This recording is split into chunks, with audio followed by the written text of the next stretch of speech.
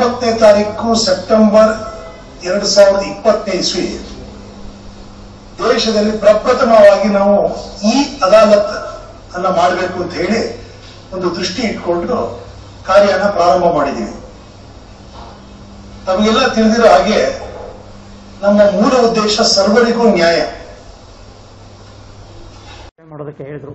Bank matters, ಮನಿ recovery cases, ಆಮೇಲೆ ನಂತರ land acquisition cases ಮತ್ತು ಅದರ್ ಸಿವಿಲ್ ಕೇಸಸ್. ನಮ್ಮಲ್ಲಿ ಇರ್ತಕ್ಕಂಥ ಒಟ್ಟು ಟೋಟಲ್ ಪೆಂಡೆನ್ಸಿ 16,912. ಎಲ್ಲ 16,000 ಪ್ರಕರಣಗಳನ್ನು ನಮಗೆ ಈ ಲೋಕ ಅದಾಲತ್ ಮೂಲಕ ಮಾಡೋದಕ್ಕೆ ಆಗೋದಿಲ್ಲ.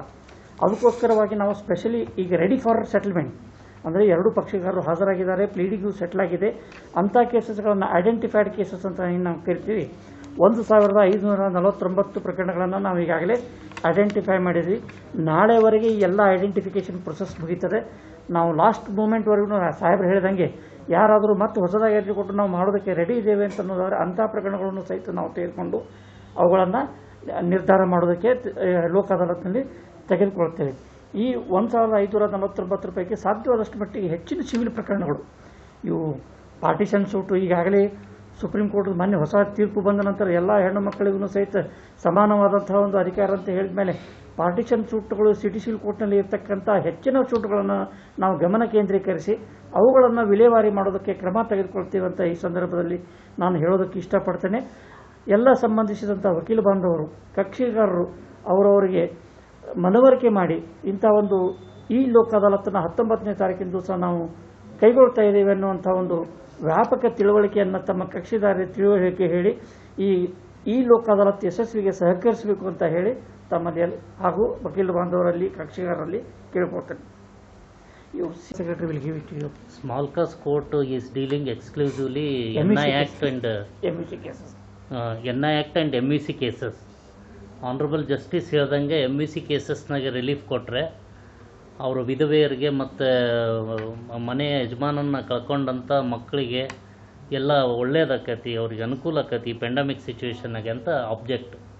ಅದ್ರ ಸಲುವಾಗಿ ಮೋರ್ ನಂಬರ್ ಆಫ್ MEC ಕೇಸಸ್ನ ಮತ್ತು NI Act ಕೇಸಸ್ನ, ಯಾಕೆಂದರೆ ಮಾನಿಟ್ರಿ ಥಿಂಗ್ಸ್ ಇರ್ತೈತಲ್ರಿ, ದುಡ್ಡು ಕೊಡ್ತಕ್ಕಂಥದ್ದು, ಅಂಥ ಕೇಸ್ಗಳನ್ನು ಅಂಥ ಪ್ರಕರಣಗಳನ್ನು ಹೆಚ್ಚಾಗಿ ಅದನ್ನು ಡಿಸ್ಪೋಸ್ ಮಾಡಬೇಕು. ರಾಜಿ ಸಂಧಾನಗಳ ಮೂಲಕ ಡಿಸ್ಪೋಸ್ ಮಾಡಿ ಇನ್ಶೂರೆನ್ಸ್ ಕಂಪ್ನಿಯವ್ರನ್ನ ಕಾನ್ಷಿಯಸ್ಸಿಗೆ ತಗೊಂಡು ಇಮಿಡಿಯೇಟಾಗಿ ದುಡ್ಡನ್ನು ಅವರಿಗೆ ರಿಲೀಸ್ ಮಾಡ್ತಕ್ಕಂಥ ಒಂದು ಯೋಜನೆ ಅಡಿಯಲ್ಲಿ ಇದನ್ನು ಈ ಲೋಕ ಅದಾಲತ್ ಮೂಲಕ ಮುಗಿಸ್ಬೇಕು ಅನ್ನೋದು ಕಾನ್ಸೆಪ್ಟ್. ಆ ಕಾನ್ಸೆಪ್ಟ್ ಕೆಳಗೆ ಈ ನಮ್ಮ ಸ್ಮಾಲ್ ಕಾಸ್ ಕೋರ್ಟು ಸ್ಮಾಲ್ ಕಾಸ್ ಕೋರ್ಟು ಮತ್ತು city civil court, CMM court ಮತ್ತು ಕೌಟುಂಬಿಕ ನ್ಯಾಯಾಲಯಗಳು, ಆಮೇಲೆ ಟ್ರಿಬ್ಯುನಲ್ಸ್, ಇಷ್ಟು ಕೋರ್ಟ್ಗಳು ನ್ಯಾಯಾಲಯ ನಮ್ಮ ಜಿಲ್ಲಾ ಕಾನೂನು ಸೇವಾ ಪ್ರಾಧಿಕಾರದ ಅಡಿಯಲ್ಲಿ ಬರುತ್ತೆ. ನಾನು ಈಗ ಮ್ಯಾಜಿಸ್ಟ್ರೇಟ್ ಕೋರ್ಟಿನ ಸ್ಟ್ಯಾಟಿಸ್ಟಿಕ್ಸನ್ನು ತಮ್ಮ ಗಮನಕ್ಕೆ ತರಕ್ಕೆ ಇಚ್ಛೆ ಪಡ್ತೇನೆ. ಒಟ್ಟು CMM ಕೋರ್ಟ್ನಲ್ಲಿ 75,135 ಪ್ರಕರಣಗಳು ಕ್ರಿಮಿನಲ್ ಪ್ರಕರಣಗಳಿವೆ. ಕ್ರಿಮಿನಲ್ ಪ್ರಕರಣಗಳಲ್ಲಿ ಎಲ್ಲ ಪ್ರಕರಣಗಳು ರಾಜಿ ಆಗೋಕ್ಕೆ ಆಗಲ್ಲ. ರಾಜಿ ಆಗಬಹುದಾದ ಪ್ರಕರಣಗಳು ಅಂತಲೇ IPCಯಲ್ಲಿ ಮೆನ್ಷನ್ ಮಾಡಿರೋದಾರೆ. ಅಂಥ ಪ್ರಕರಣಗಳು 12,545 ಪೆಂಡಿಂಗ್ ಇದಾವೆ.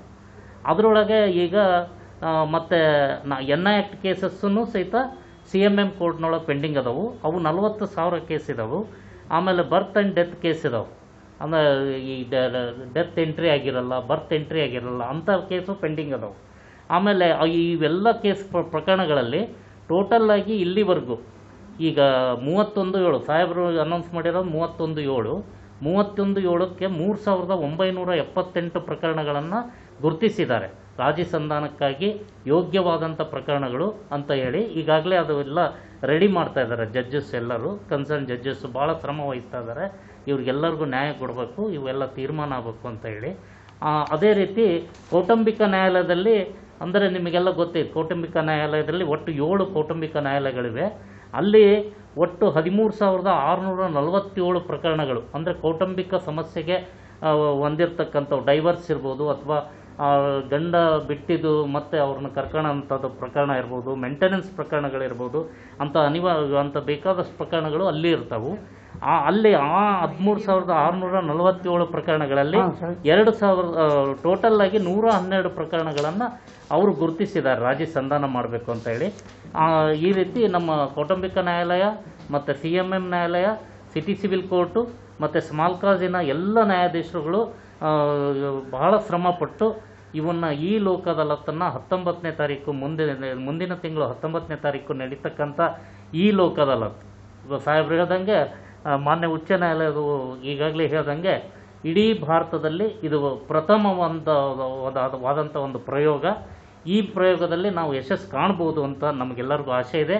ಇದಕ್ಕೆ ತಾವು ಪತ್ರಿಕಾ ಮಾಧ್ಯಮದವರ ಕರ್ತವ್ಯ ಬಹಳ ಹೆಚ್ಚಿದೆ. ಯಾಕೆಂದರೆ ನಾವು ಇಲ್ಲಿ ಪೇಪರ್ನಾಗ ಮಾಡಿ ನಾವೆಲ್ಲ ಇಲ್ಲಿ ಪ್ರಯತ್ನ ಮಾಡಿದರೆ ಜನರಿಗೆ ಇದು ಮುಟ್ಟಬೇಕು.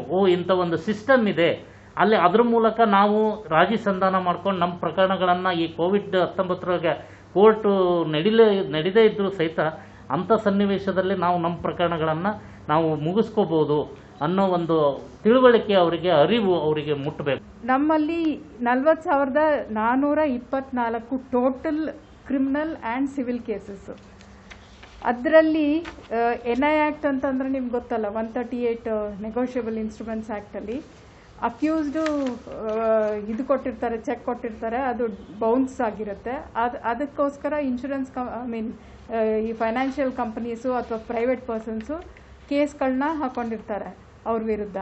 ಸೊ ಆ ಕೇಸ್ಗಳಲ್ಲಿ ಅಕ್ಯೂಸ್ಡು ಈಗ ಈ ಪೆಂಡಮಿಕ್ ಸಿಚುವೇಶನ್ ಇರೋದ್ರಿಂದ ಮತ್ತು ಕೆಲವೊಂದು ಲೋನ್ಸ್ ತಗೊಂಡಿರ್ತಾರಲ್ಲ ಫೈನಾನ್ಸ್ ಕಂಪನಿಯಿಂದ, ವೆಹಿಕಲ್ಗೋಸ್ಕರ ಅಥವಾ ಇನ್ನೊಂದು ಮನೆ ಅಡವಿಟ್ಟು ಈ ಥರ ಎಲ್ಲ ತಗೊಂಡಿರ್ತಾರಲ್ಲ ಲೋನ್ಸು, ಅದನ್ನು RBI ಅವರು ಮಾರಿಟೋರಿಯಂ ಇದು ಒಂದಷ್ಟು 3 ತಿಂಗಳಿಂದನೂ ಕಟ್ಟಬೇಡಿ ಅಂತ ಎಕ್ಸಂಪ್ಷನ್ ಕೊಟ್ಟಿದ್ದಾರೆ. ಆ ಎಕ್ಸಂಪ್ಷನ್ನು ಈಗ ಮುಗಿಯುತ್ತೆ. 1ನೇ ತಾರೀಕಿಂದ ಬೇರೆ ಎಕ್ಸಂಪ್ಷನ್ ಏನೋ ಬರುತ್ತೆ ಅಥವಾ ಲಿಫ್ಟ್ ಮಾಡ್ಬೋದು ಆ ಮೊರಟೋರಿಯಂ ಏನಿದೆ ಅದನ್ನು ಅಂತ ಹೇಳ್ತಾ ಇದ್ದಾರೆ. ಮತ್ತು ಇನ್ಶೂರೆನ್ಸ್ ನಾವು ಕೂಡ ಇವರು ಫೈನಾನ್ಷಿಯಲ್ ಕಂಪನಿ ಲಾಯರ್ಸ್ ಏನು ಅಪಿಯರ್ ಆಗ್ತಾರೆ ಅವ್ರಗಳ ಜೊತೆ ಮೀಟಿಂಗ್ ಮಾಡಿದಾಗ ಅವರು ಕೂಡ ನಮಗೆ ಅಕ್ಯೂಸ್ಗಳು ಟ್ರೇಸ್ ಮಾಡಬೇಕಾಗಿದೆ. ಈಗ ಈ ಸಿಚುವೇಶನ್ ತಗೊಂಡು ಅವರು ಮುಂದೆ ಬರ್ತಾ ಇಲ್ಲ. ಯಾಕಂದರೆ ಅವರು ಪಾಪ ಇದು ಎಂಥದ್ದು ಲಾಕ್ಡೌನ್ ಎಲ್ಲ ಇತ್ತು, ಎಲ್ಲೂ ಕೆಲಸ ಸಿಗ್ತಾ ಇಲ್ಲ, ಅವ್ರಿಗೂ ಇನ್ಕಮ್ ಇಲ್ಲದೆ ಇರೋದ್ರಿಂದ ಅವರು ಕಟ್ಟೋಕ್ಕಾಗ್ತಾ ಇಲ್ಲ ದುಡ್ಡನ್ನು. ಆ ಕಾರಣಕ್ಕೆ ಇವರು ಫೈನಾನ್ಷಿಯಲ್ ಕಂಪನೀಸು ಅಥವಾ ಪ್ರೈವೇಟ್ ಪರ್ಸನ್ಸ್ ರೆಡಿ ಇದ್ದಾರೆ ಸೆಟಲ್ ಮಾಡ್ಕೊಳ್ಳೋಕ್ಕೆ. ಇಂಥ ಸಂದರ್ಭದಲ್ಲಿ ಅವರು ರೆಡಿ ಮಾಡಿಕೊಂಡು ಸೆಟಲ್ ಮಾಡಿಕೊಂಡ್ರೆ ಅವರು ಕನ್ಸೆಷನ್ ಕೊಡ್ತಾರೆ ಅಲ್ವಾ.